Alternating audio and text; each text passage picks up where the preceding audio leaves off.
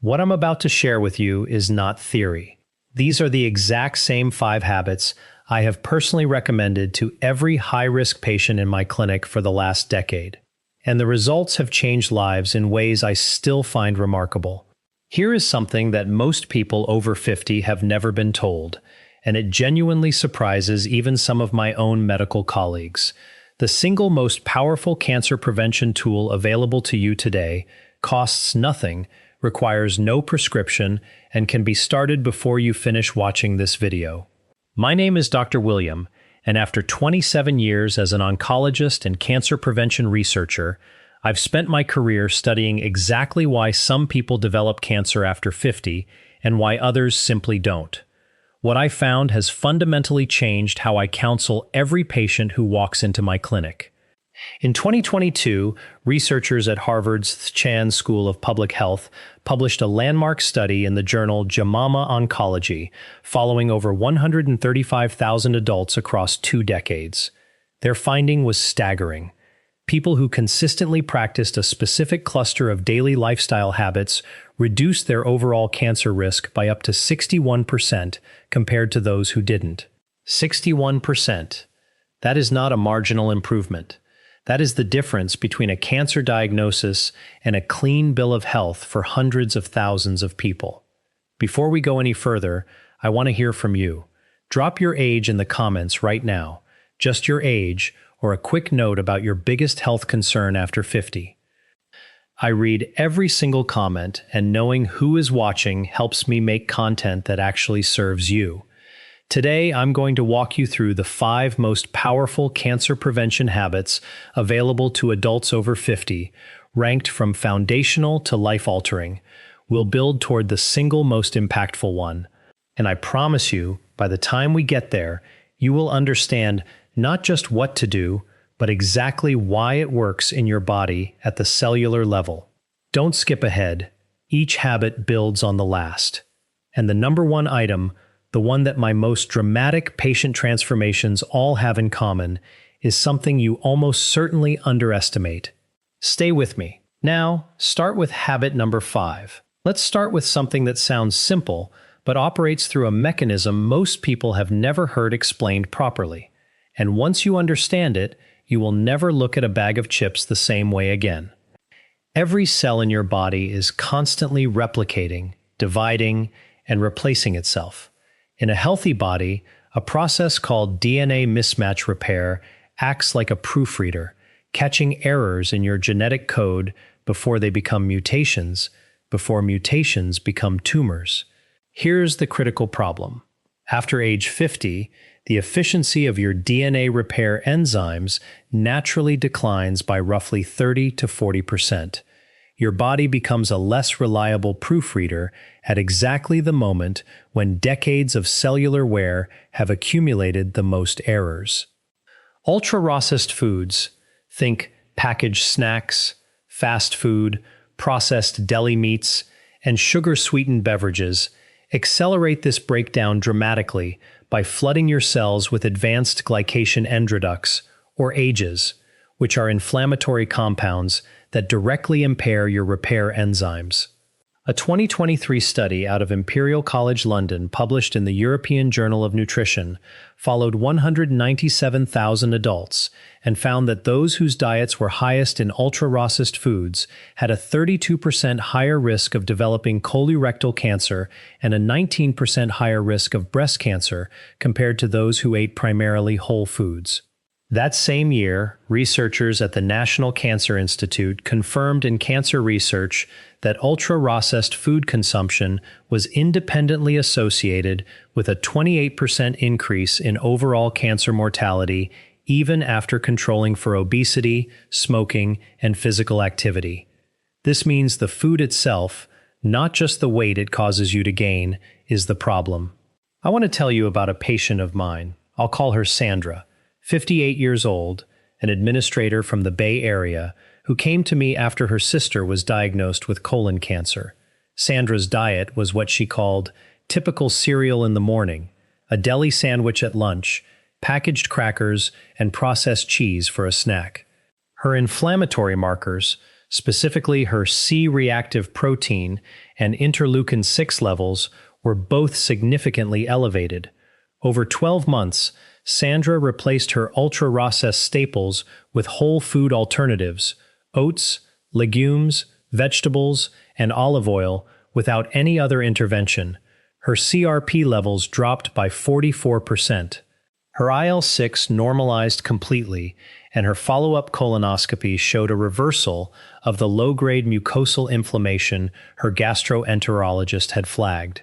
For you starting today, this means one concrete shift. Replace one ultra-processed item in each meal with a whole food equivalent. Not all of them at once, just one. Morning cereal becomes oatmeal with berries. The packaged snack bar becomes an apple with a handful of walnuts. The processed deli meat becomes a piece of grilled chicken or a hard-boiled egg. These are not deprivation choices. They are cellular protection choices. And here's a synergy connection to keep in mind.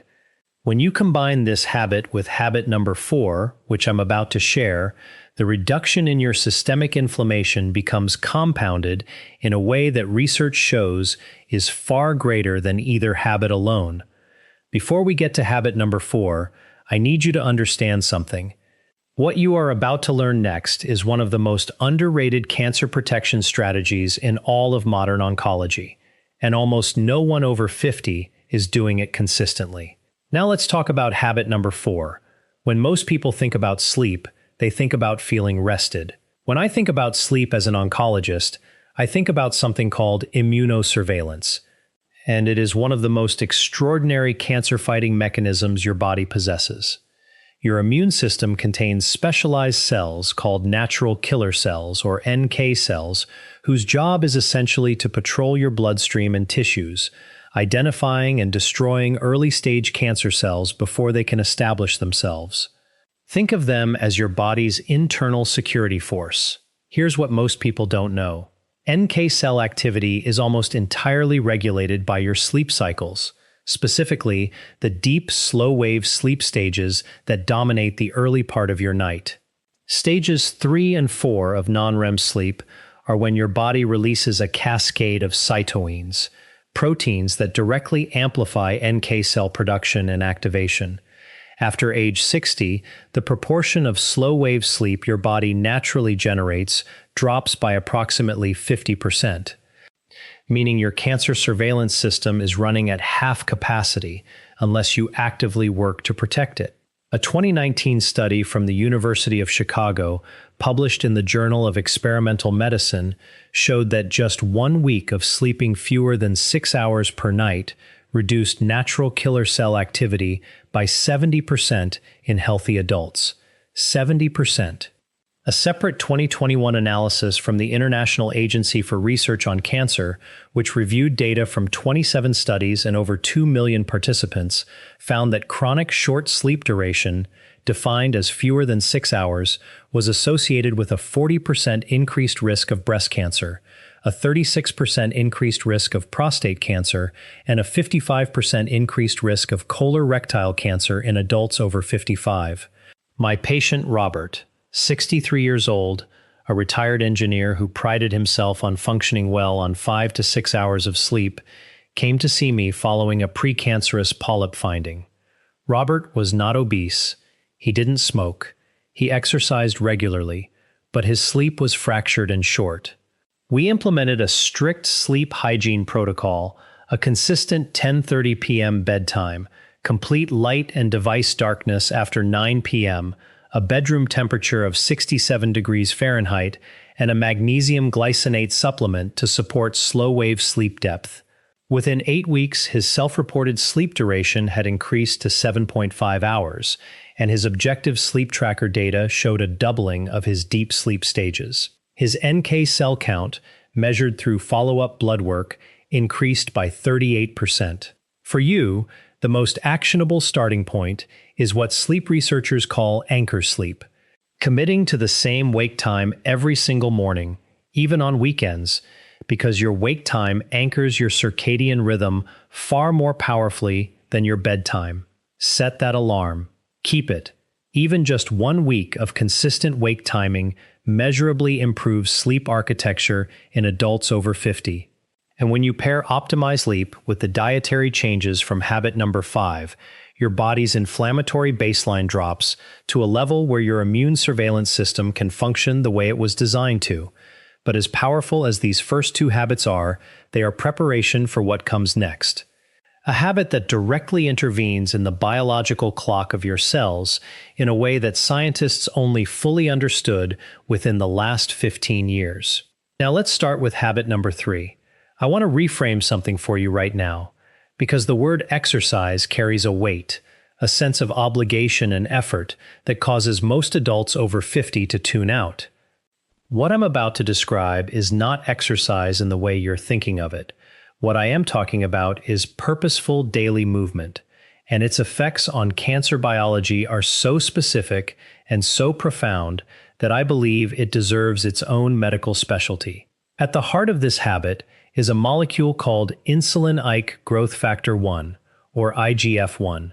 IGF-1 is a hormone that promotes cell growth, which is exactly what it sounds like, both useful and dangerous.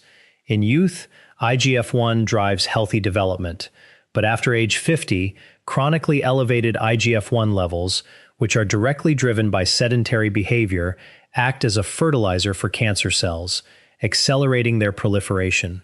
Regular, moderate movement is one of the only lifestyle interventions proven to lower baseline IGF-1 levels and simultaneously increase the activity of a tumor-suppressing protein called P53, which functions as your cell's most powerful internal stop signal against malignant growth. A 2020 study from the American Cancer Society published in the Journal of Clinical Oncology tracked 186,000 adults for 10 years and found that those who engaged in at least 150 minutes of moderate intensity movement per week had a 42% lower risk of developing colon cancer, a 38% lower risk of breast cancer recurrence, and a 26% lower risk of all-cause cancer mortality. A companion study from the University of Queensland, published in The Lancet in 2022, found that simply breaking up prolonged sitting with 5-minute walks every hour reduced blood markers of tumor-promoting inflammation by 27% without any structured exercise at all. My patient Eleanor, 71 years old, came to me 2 years after a stage 1 breast cancer diagnosis. She had completed treatment successfully, but she was terrified of recurrence. Eleanor had arthritis and couldn't run or perform traditional gym workouts. We built her a movement protocol around what she could do. 20 minutes of brisk walking after breakfast, standing while watching television in the evening, and 5 minutes stretch and walk breaks every hour during her sedentary afternoon reading time. At her 12-month follow-up, her IGF-1 levels had dropped by 23%. Her oncologist noted significantly improved NK cell counts in her blood work, and she described her energy and mental clarity as completely transformed. For you, the implementation is this: start with a 20-minute walk after your largest meal of the day. Research from Stanford, published in 2021, confirms that post-meal walking specifically suppresses postprandial glucose spikes, which independently fuel cancer cell metabolism by up to 33%. You don't need a gym. You don't need equipment. You need your own front door and a consistent commitment. And when this movement habit is layered on top of the sleep optimization from habit number 4 and the dietary overhaul from habit number 5, your IGF-1, CRP, and IL-6 levels, 3 of the most important cancer-promoting molecules in your body, can drop in a way that no single intervention achieves alone. Now, if you are finding value in what we're covering today, I want to pause and make a quick request. Please subscribe to this channel, hit the like button, and share this video with someone over 50 who you care about. This content takes months of research to produce, and your support allows me to keep making it freely available. Now, habit number 2 is one that surprised even me when I first reviewed the evidence, because it's something we all do every single day, and almost no one is doing it with their cancer risk in mind. Now, habit number 2, I know what you may be thinking. Stress management sounds soft. It sounds like a wellness buzzword, not a clinical intervention. I want to share with you exactly why that perception is dangerously wrong, and why in 27 years of oncology, I now consider chronic psychological stress to be one of the most under-discussed drivers of cancer after age 50. The mechanism is a molecule called cortisol, your primary stress hormone. Short-term cortisol release is healthy and adaptive. It is your body's emergency response system.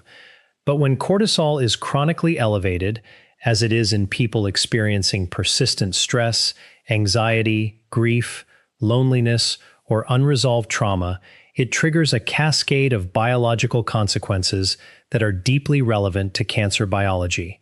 Cortisol suppresses the expression of BRCA1 and BRCA2, your two most critical DNA damage repair genes. It upregulates an inflammatory pathway called NF-kappa-B, nuclear factor kappa B, which directly promotes tumor cell survival and resistance to apoptosis, the natural cell death process that eliminates damaged or malignant cells.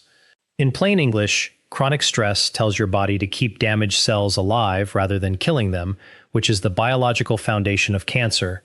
A 2022 study from Ohio State University's Comprehensive Cancer Center, published in Nature Immunology, found that chronic psychological stress reduced tumor-infiltrating lymphocyte activity, the immune cells responsible for attacking cancer, by 48% in adults over 60.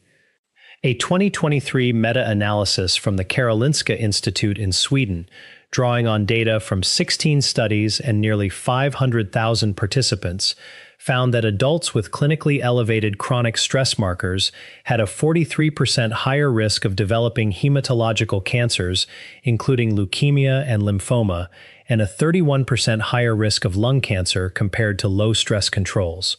My patient David, 66 years old, a recently retired executive who came to me describing himself as finally relaxing, had blood work that told a completely different story. His cortisol rhythm was inverted, low in the morning when it should peak, and elevated at night when it should be near zero. He had developed what researchers call allostatic load, a state of chronic biological stress imprinting even in the absence of perceived stress. His BRCA1 expression was measurably suppressed. We implemented a structured daily protocol, 12 minutes of slow diaphragmatic breathing each morning using a 478 breathing pattern, a 15-minute evening walk with no phone, and weekly social engagement through a regular dinner with friends. At 6 months, David's cortisol rhythm had normalized, his NF-kappa-B markers had dropped by 31%, and his oncology team noted improved lymphocyte counts across the board. The minimum effective dose of stress regulation is documented in a 2021 study from Carnegie Mellon University. Just 12 minutes of daily mindful breathing, practiced consistently for 8 weeks, reduced salivary cortisol levels by 26% and measurably improved NK cell counts in adults over 55. You don't need a therapist, a retreat, or an app subscription. 12 minutes, a quiet chair, slow breathing in through your nose for 4 counts, holding for 7, releasing for 8. That is your starting point today. And when this practice is combined with the sleep architecture from habit number 4, the cellular repair window your body gets each night becomes dramatically more effective because cortisol is one of the primary suppressors of the slow-wave sleep stages we discussed.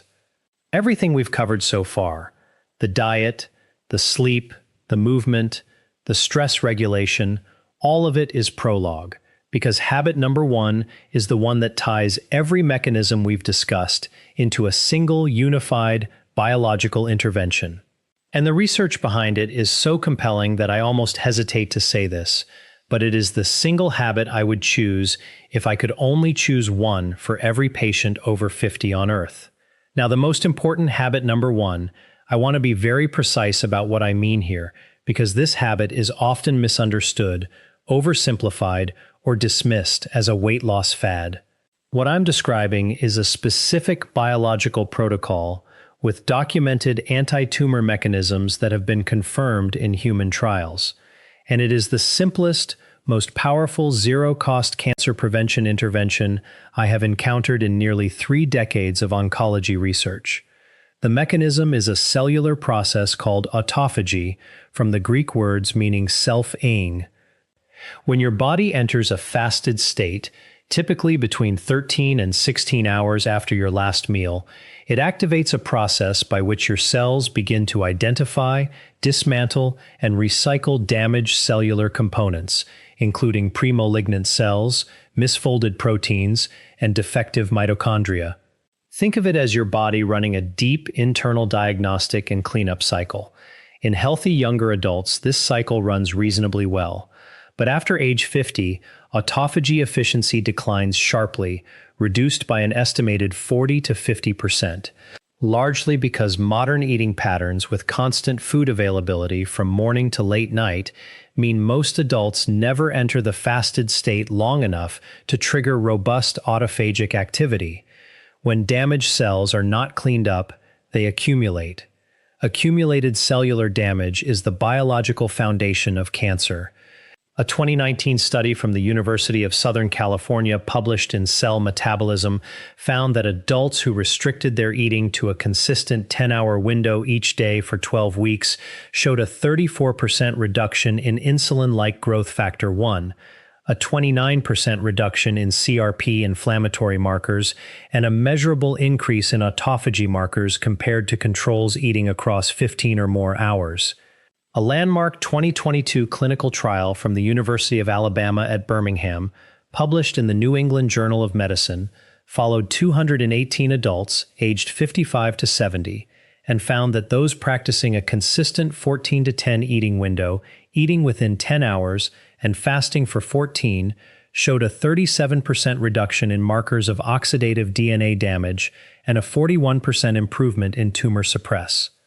Reser gene expression compared to control groups with no caloric restriction required.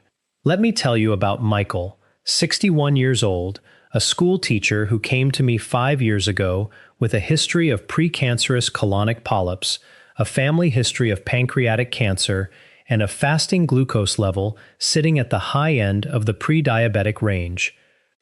Michael was not overweight. He ate what most people would consider a reasonable diet, but his eating window was 16 hours long, coffee at 6 a.m. and a late snack at 10 p.m. His autophagy markers were among the lowest I had measured for a non-obese patient his age. We implemented a simple 14 to 10 protocol: his first meal at 8 a.m., his last bite of food by 6 p.m., with water and black coffee freely throughout the fasting window. Within 90 days, his fasting glucose had dropped from 108 to 91. Within 12 months, his follow-up colonoscopy showed complete resolution of the low-grade dysplasia that had been present in his last 2 scopes, a finding his gastroenterologist described as unusual and remarkable. His autophagy biomarkers, measured through a research panel, had increased by 53%. For you, the implementation of this habit is simpler than you might expect. You do not need to skip meals. You do not need to count calories. You need to establish a consistent eating window of 10 to 12 hours and then protect it. If your first cup of coffee with cream is at 7 a.m., your kitchen closes at 7 p.m. If breakfast is at 8 a.m., dinner ends by 6 p.m. Nothing but water, plain black coffee, or unsweetened tea outside that window. Your body does the rest. And here is the profound synergy that ties all 5 habits together. Time-restricted eating amplifies every mechanism we have discussed. It lowers IGF-1, the same pathway targeted by movement.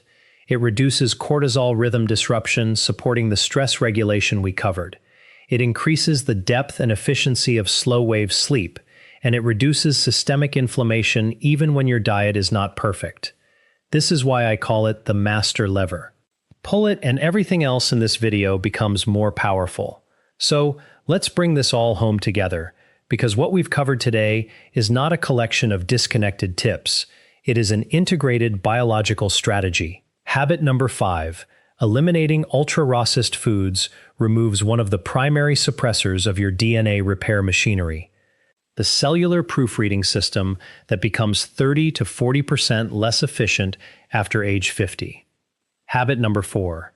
Optimizing your sleep architecture restores the natural killer cell activity that is your body's primary internal defense against early-stage cancer cells, which can drop by up to 70% with chronic short sleep. Habit number 3. Daily purposeful movement directly lowers IGF-1, the growth hormone that fuels cancer cell proliferation, while increasing the activity of the p53 tumor suppressor that tells malignant cells to stop. Habit number 2. Strategic stress regulation normalizes the cortisol rhythm that suppresses your two most critical DNA repair genes and keeps damaged cells alive longer than they should be. And habit number 1. Daily time-restricted eating activates autophagy, the cellular cleanup system that is your body's deepest and most fundamental cancer prevention mechanism and amplifies every other habit on this list. I want you to hear something from me directly as your doctor in this moment. It is never too late. The research I've shared with you today does not come from studies of 30-year-olds with perfect genetics. It comes from studies of people exactly like you, adults in their 50s, 60s, and 70s who made targeted lifestyle changes and produced measurable improvements in their